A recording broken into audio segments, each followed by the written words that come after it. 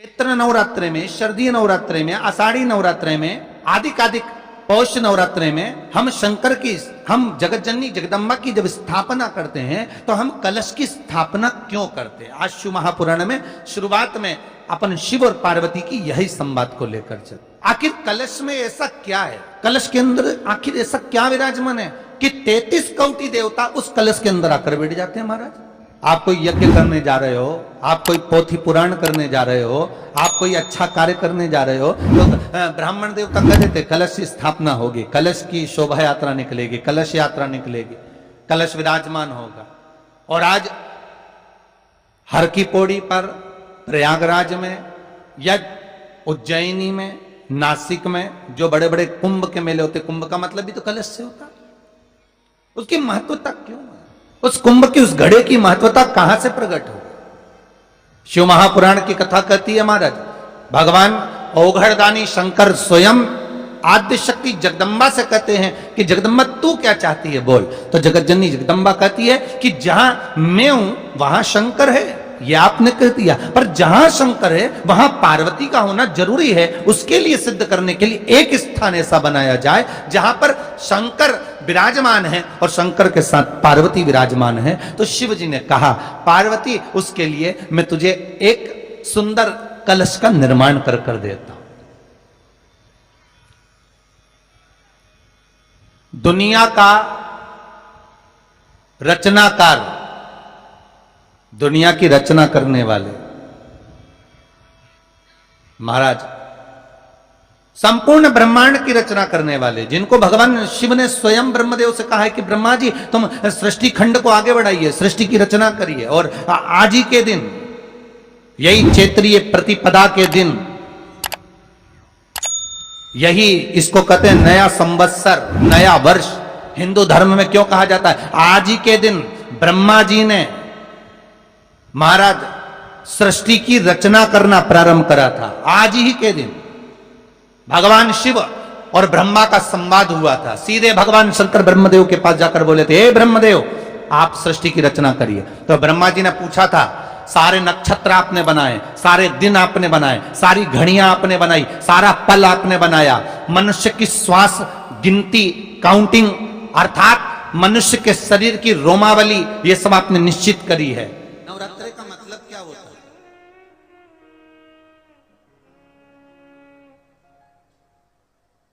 केवल 9 दिन तक देवी की आराधना कर लो, नंगे पैर ले लो,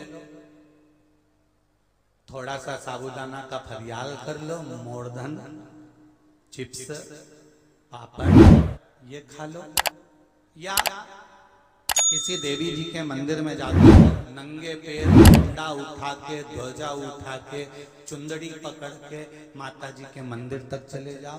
क्या केवल नवरात्रि का मतलब यही है? या फिर कहीं गरबा हो रहा हो तो गरबे में चले जाओ? क्या नवरात्रि का मतलब केवल यही है? या घर में जोत लगा लो, नवरात्रि का मतलब यही है? घर में जवारे बो दो, नवरात्रि का मतलब क्या यही है? घट स्थापना कर दो, क्या नवरात्रि का मतलब केवल यही है?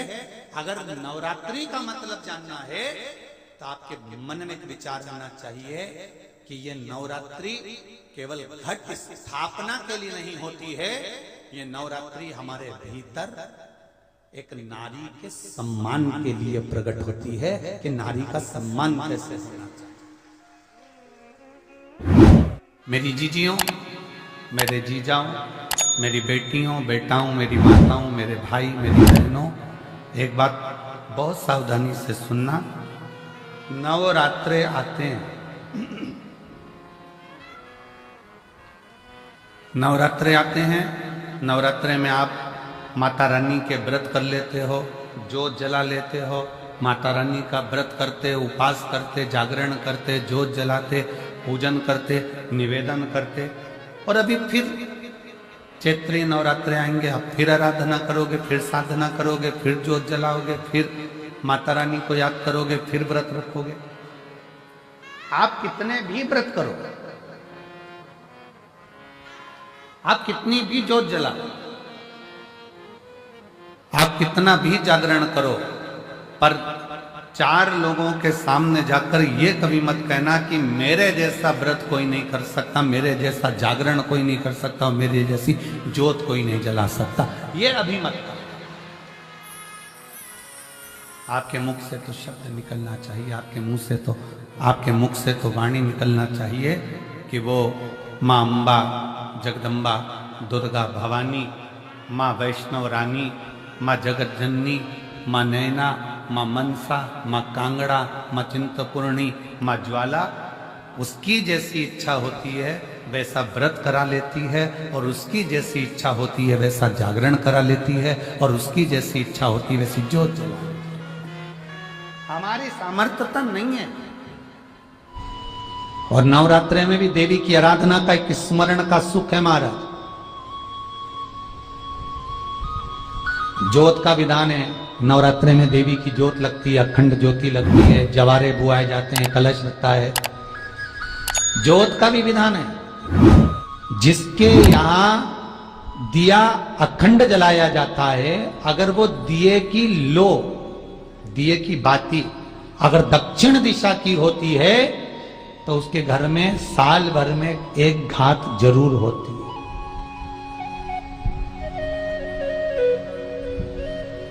जो दिया अखंड जलता है उसकी बाती का मुख दक्षिण का नहीं होना चाहिए।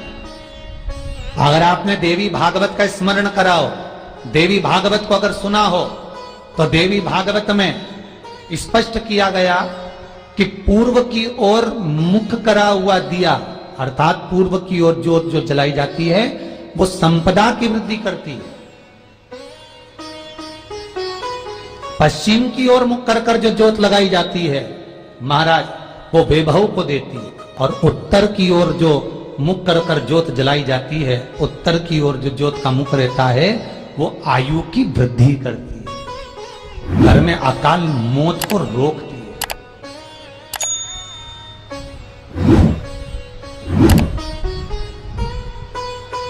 नवरात्रि का जो भाव तत्व है उसको भी अच्छे से समझ लेना।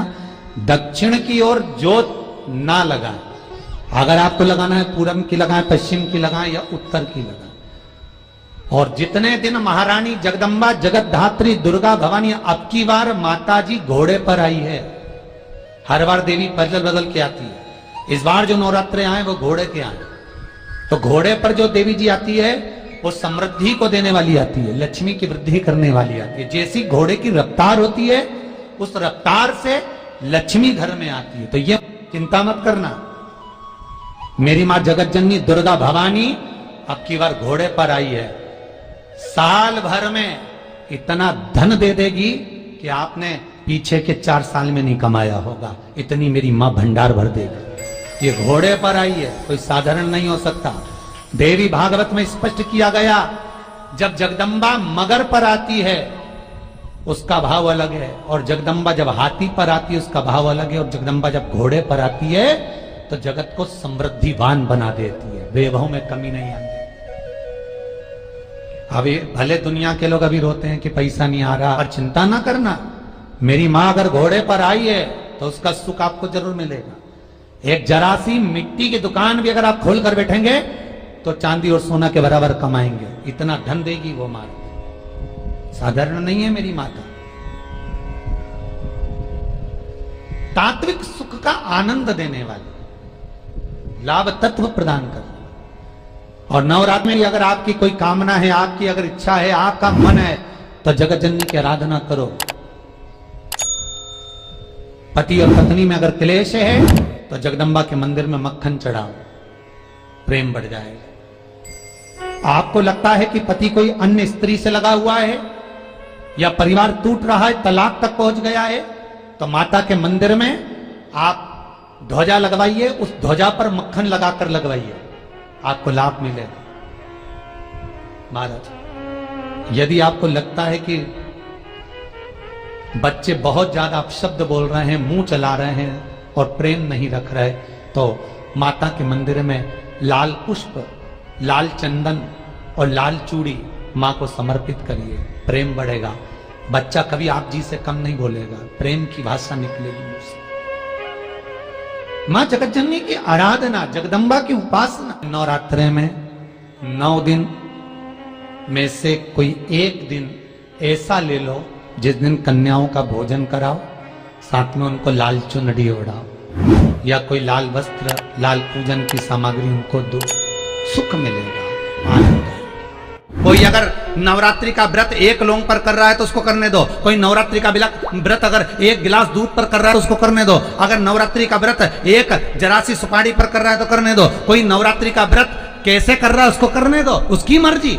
तुम्हारे घर में जैसा व्रत होता है, तुम्हारे घर में जैसा नियम होता है, तुम वैसा करो। किसी को देखा देखी कर उसने 16 सोमवार का व्रत करा, उसने संकट सोमवार का व्रत करा, उसने चतुर्थी का व्रत करा तो मैं भी ऐसा करूंगी, उसने ऐसा करा तो मैं भी ऐसा करूंगी। नहीं नहीं नहीं, नहीं। श्री शिवाय नमस्तुभ्यम गुरु जी। देखा देखी और जानने के लिए हमारे चैनल को सब्सक्राइब जरूर करें। धन्यवाद।